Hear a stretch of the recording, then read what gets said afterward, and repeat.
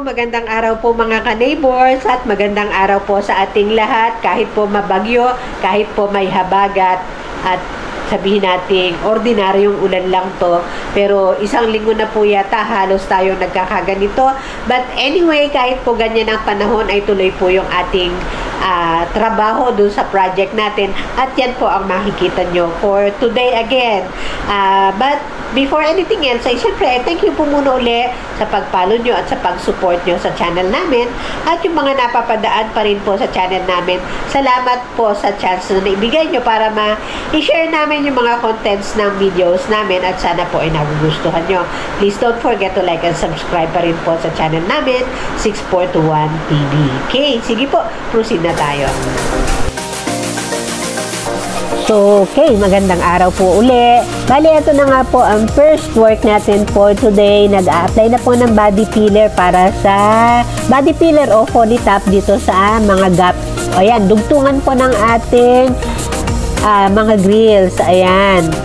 Mamaya, hindi po masyadong nakita ngayon, pero mamaya makikita nyo po yung direct application niya dun sa mismong bakal natin. Bali, ang purpose, kaya po naglalagay ng body filler ay para mawala nga po yung parang dugtong, parang pag pininturahan siya, makikita nyo na parang wala siyang dugtungan, ganon.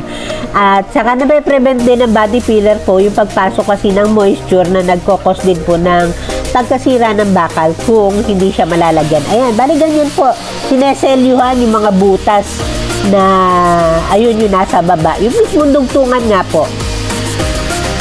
Ayan, ganyan siya.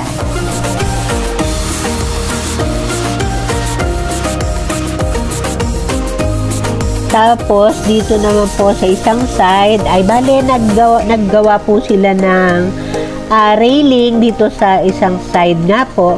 Ayan, ongoing po yung minor na lang na welding works kasi almost tapos na po eh. Ayan, ang susunod na lang yan is syempre yung mga pagbabapping at yung pagpapakinis ng ating stainless and more or less okay na po siya.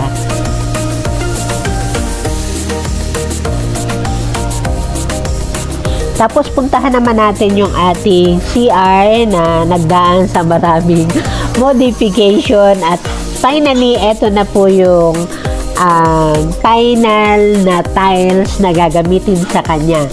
Ayan, at more or less po ay matatapos na rin po ang ating CR.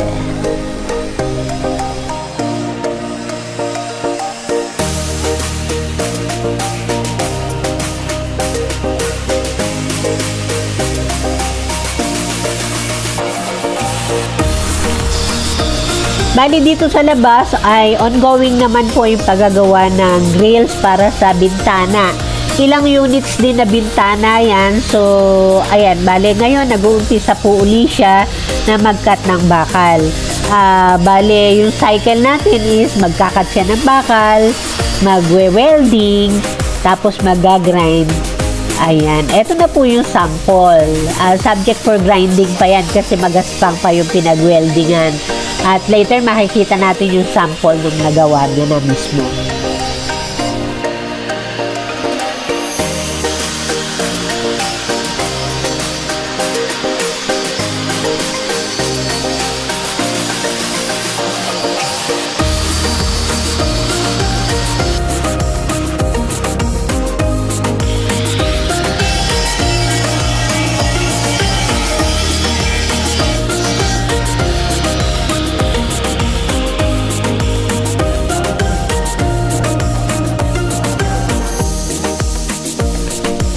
So, eto na po yung sample ng bintana na nagawa. Ayan, bale, nalagyan na rin ng mga hinges at talagang subject for testing na lang kung talagang ayos yung pagkakalagay niya at saka yung lubay.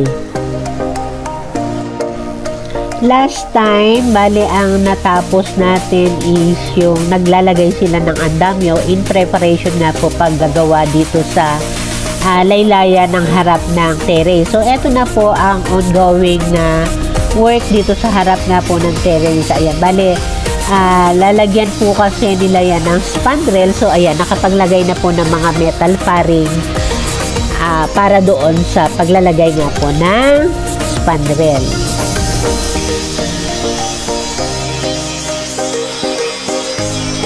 At lagi pong pinaka-sensitive part sa paggagawa ng spandrel or pagkakabit ng spandrel is doon sa mga kantuhan. Kasi once na nakapag-start kayo doon, kailangan perfect po para hindi siya magka-problema later doon sa mga sumunod na part. Kasi pag nag-umpisa kayo ng mali, talagang mali na po siya doon. Yung mga susunod. Kaya kailangan perfect siya pagdating doon pa lang sa una.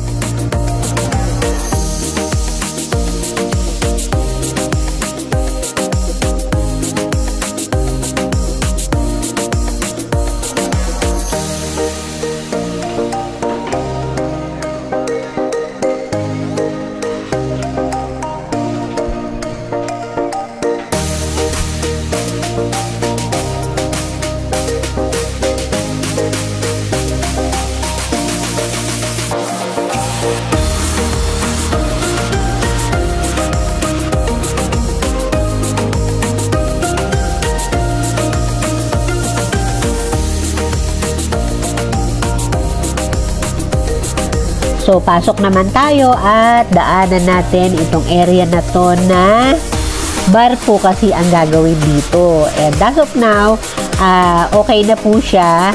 Waiting po siya sa material na gagamitin sa kanya. And then, as of now ay ano na siya, subject for final painting na po kasi tapos na po yung pagpa-primer sa kanya. So, bali, ayan, ang bar area na soon to be matatapos na rin po. At tapos dito sa side niya ay ongoing naman po yung pag-aayos din doon sa isang side sa kitchen area. Ayan, yan po yung latest natin. Okay.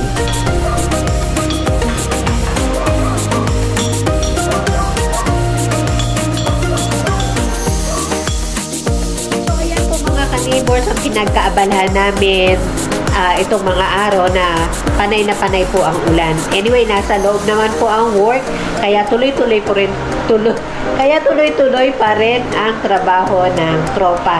At ayan, nakita nyo na yung mga napadagdag dun sa ating ginagawa. At kumbaga talagang more or less visible na yung magiging outcome ng ating project. So, abangan nyo pa rin po. Okay, sige po, yan na lang at salamat po sa inyong panonood.